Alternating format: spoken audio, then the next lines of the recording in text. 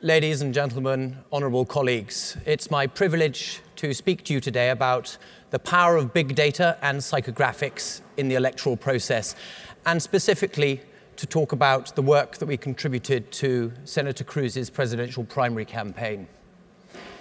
It's easy to forget that only 18 months ago, Senator Cruz was one of the less popular candidates seeking nomination, and certainly one of the more vilified.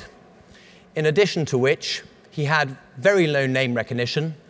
Only about 40% of the electorate had heard of him as compared to Jeb Bush up in the mid-80s.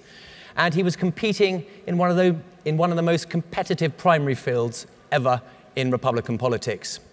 Additionally, he was seeking to make his voice heard to a largely homogeneous audience.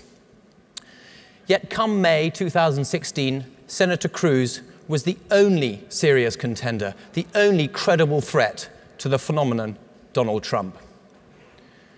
So how did he do this?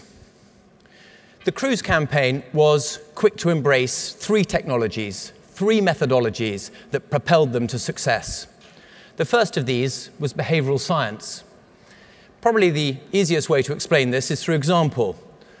Were you lucky enough to own a private beach and you wanted to stop people from using it, you might put up the sign on the left here. This is largely informational and seeks to inform attitudes. Conversely, you could use the communication on the right. This is behavioural communication, and it seeks to probe an altogether much more powerful underlying motivation. Clearly, the threat of being eaten by a shark might prevent you from swimming in their sea.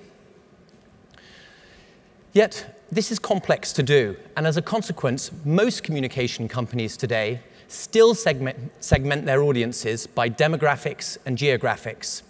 But when you pause for just a moment, this is a really ridiculous idea.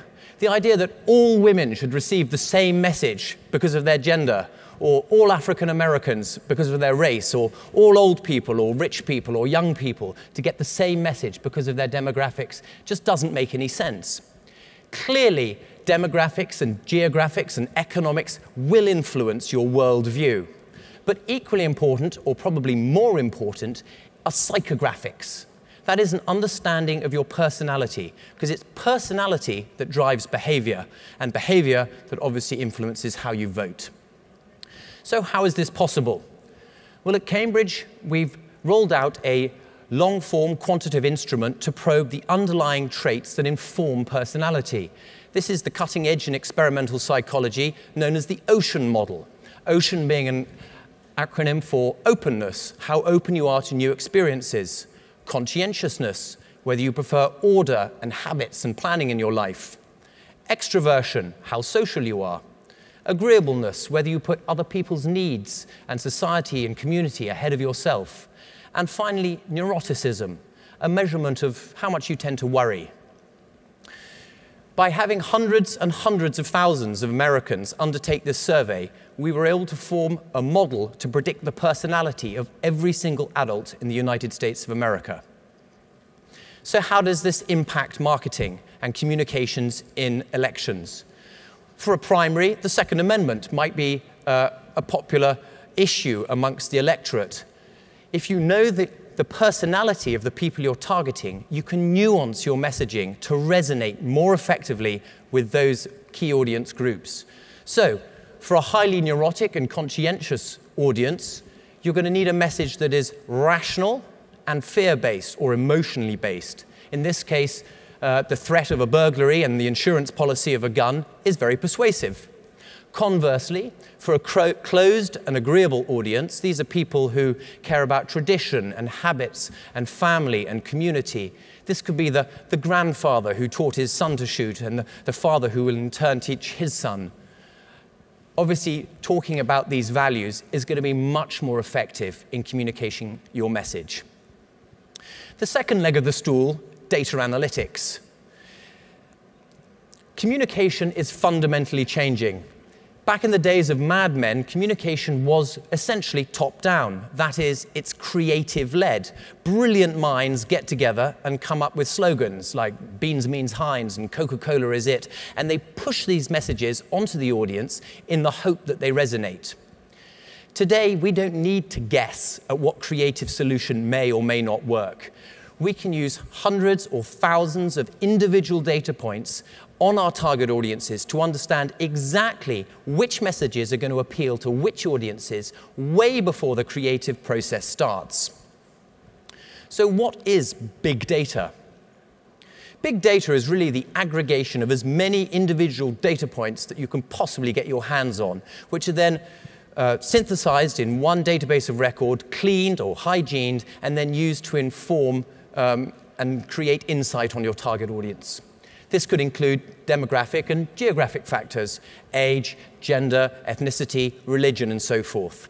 Or psychographic or attitudinal factors. This is consumer and lifestyle habits, what car you drive, what products you purchase in shops, what magazines you read, what golf clubs you belong to, what churches you attend. And of course, personality or behavioral data. This is what we talked about earlier, how you see the world, what actually drives you. The easiest way to illustrate big data in action is through a real-life example. This is a data dashboard that we prepared for the Cruz campaign for the Iowa caucus. It looks intimidating, but it's actually very simple. You have a matrix here on the x-axis, partisanship value. Hardcore Republicans on the right, Democrats on the left, and on the y-axis, people's likelihood to turn out, to go and caucus. The people at the top, highly likely, the people at the bottom, not at all. So already this information is quite helpful to a campaign manager. But if we select some segments within this matrix, it becomes even more powerful. In this case, we've zoned in on a group we've called persuasion. These are people who are definitely going to vote, to caucus, but they need moving from the center a little bit more towards the right in order to support Cruz. They need a persuasion message. And we can look at this group of about 45,000 people, and we can see that the mean personality is very low in neuroticism, quite low in openness, and slightly conscientious. We can segment further. We can look at what issue they care about. Gun rights I've selected. That narrows the field slightly more. And now we know that we need a message on gun rights. It needs to be a persuasion message, and it needs to be nuanced according to the certain personality that we're interested in. And we can see where these people are on the map. If we wanted to drill down further, we could resolve the data to an individual level, where we have somewhere close to 4,000 or 5,000 data points on every adult in the United States. Finally, addressable ad technology.